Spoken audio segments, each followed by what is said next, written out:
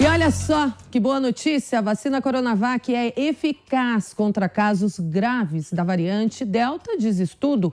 Pesquisadores usaram como base para um surto da variante Delta na região de Guangdong, na China. Sobre o assunto, a gente conversa com o infectologista e chefe de infectologia da Universidade Estadual Paulista, Alexandre Naime. Boa tarde, doutor, seja bem-vindo. Boa tarde, Karina. Boa tarde a todo mundo que está ligado aí na Jovem Pan News. Bom, doutor, excelente notícia, né? Ainda mais diante do cenário que estamos vivendo, com este aumento da transmissão da variante Delta, não só no Brasil, como em todo o mundo. Finalmente, boas notícias, né, Karina? Na verdade, foram publicados essa semana 2 estudos. Um primeiro que você citou, que foi na província de Guangdong, com pacientes que foram expostos à variante Delta da Covid-19. Esses pacientes tinham sido imunizados com Coronavac e os resultados mostram que para casos graves e óbitos, na verdade a proteção foi de 100%. E quando você analisa pessoas que tiveram Covid leve, um resultado até superior ao que a gente viu no Brasil, uma efetividade de 70% em redução de casos leves. Um outro estudo que também foi feito na China, que foi publicado ontem na forma de pré-print, Karina, foi conduzido numa outra província, que é Guangzhou, e mais ou menos os mesmos resultados. Quem foi vacinado com 2 doses de Coronavac não teve episódios necessários de hospitalização ou mesmo óbito, e a proteção em relação a quadros leves e moderados em torno de 60%, o que é ótimo para o Brasil, visto que a Coronavac foi uma das vacinas mais utilizadas na vacinação em massa da população brasileira e também frente à escalada da variante Delta, né? No Rio de Janeiro temos ali um epicentro, mais de 50% dos casos já são da variante Delta. Então, muito importante saber que a Coronavac também vai proteger a população brasileira em relação a essa nova variante. Sem dúvidas. E sobre a terceira dose, a dose extra, o que o senhor acha disso? Há essa possibilidade? Na verdade, a discussão sobre a terceira dose está bastante intensa e já digo até adiantada no meio científico brasileiro. O Ministério da Saúde também já se posicionou em relação a atender ou pelo menos discutir essa demanda, porque em idosos, principalmente, Karina, acima de 70, acima de 80 e acima de 90 anos, a proteção das vacinas vai caindo por conta de um fenômeno que a gente conhece como imunossenescência, que é o envelhecimento do sistema de defesa. Por exemplo, em Israel, mesmo vacinados com Pfizer, quando você analisa a taxa de hospitalização e óbito, é maior nessas faixas etárias que eu citei, principalmente acima de 70 anos. E lá, por causa até desse fenômeno, já se fez uma terceira dose de Pfizer. Outros países também já estão efetuando essa medida, como, por exemplo, o Uruguai. E, além da população mais idosa, nós temos que também lembrar que outras populações mais vulneráveis são aqueles imunossuprimidos. Pessoas, por exemplo, que receberam transplante de órgão sólido ou que têm algum tipo de câncer fazendo quimioterapia, radioterapia.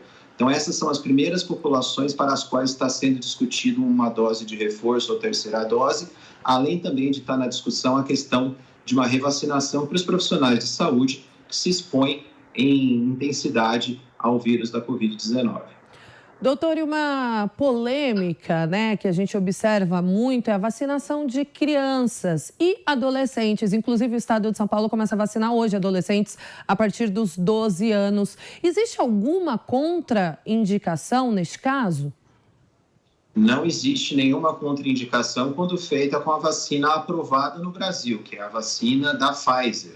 A vacina da Pfizer já tem estudos e que foram aprovados pela Anvisa na população de adolescentes de 12 até 18 anos, 17 anos, né? A Coronavac ainda não tem aprovação, mas já foi estudada em alguns trabalhos internacionais. Provavelmente é um próximo imunizante que a Anvisa vai liberar para essa população. E várias outras plataformas de vacina, além dessas duas que eu citei, Pfizer e Coronavac, estão sendo avaliadas tanto na população de adolescente, de 12 a 17 anos, como também na população pediátrica de 2 até 11 anos. Por enquanto, não há nenhuma vacina aprovada na população pediátrica de 2 a 11 anos no Brasil, mas esses estudos estão em andamento no mundo todo. Agora, doutor, um destaque internacional. Eu achei curioso, eu quero a opinião do senhor como profissional.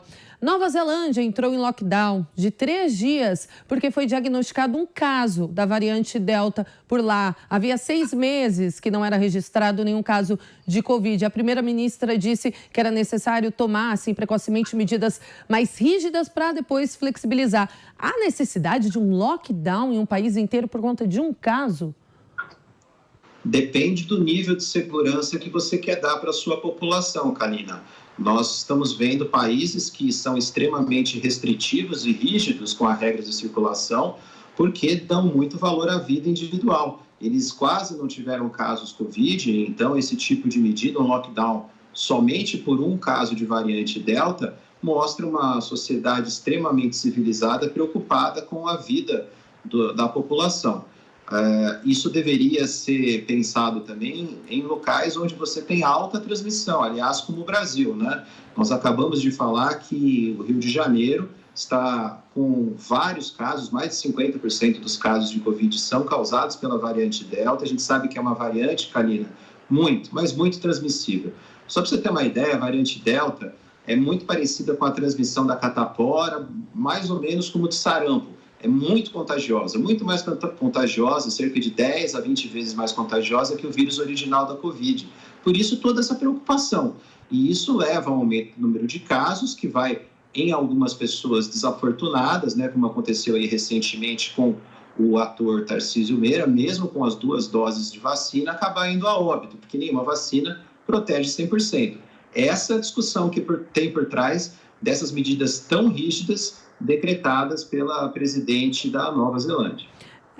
Não é à toa que a Nova Zelândia é referência, né, no combate à pandemia. Bom, voltando ao Brasil, o governador de São Paulo, assim como outros governadores do país, flexibilizaram o comércio e reduziram as restrições aí dos estados. É o momento, doutor, de relaxar, ainda mais com a variante Delta circulando por aí? O governador de São Paulo tomou uma decisão completamente contrária àqueles cientistas que se dedicaram toda a pandemia, que formavam o comitê de contingência, em relação ao que nós devemos fazer no momento atual. Será, Kalina, que nós realmente estamos no fim da pandemia? Será que é o momento, por exemplo, de dissolver, de acabar com o comitê de contingência, como o governador fez, e abrir completamente a flexibilização, sem levar em consideração a circulação da variante Delta? Na verdade, a sociedade científica como um todo no Brasil não apoia esse tipo de medida. É necessário, sim, flexibilizar para que a economia comece a andar, mas com muita cautela. Não se pode, com esse tipo de atitude, passa uma mensagem de muita permissividade, como se tivesse acabado a pandemia, o que não é verdade. Nós temos que ter muito cuidado. O Rio de Janeiro já está nos dando exemplo do que pode acontecer. Por lá, a taxa de internação, o próprio secretário municipal de saúde do Rio confirmou isso, 10% de aumento nas internações por conta da circulação da Delta, e o governo de São Paulo deveria ter ouvido os cientistas, como fez anteriormente, quando lhe era conveniente, e agora, infelizmente, dissolveu o comitê, tomando uma atitude completamente unilateral. Doutor Alexandre, mais uma vez, obrigada pelos esclarecimentos. Seja sempre bem-vindo ao Jovem Pan Agora. Poxa, Kalina, é um grande prazer estar com você e com todo mundo da Jovem Pan News. Fico sempre à disposição. Obrigada, doutor.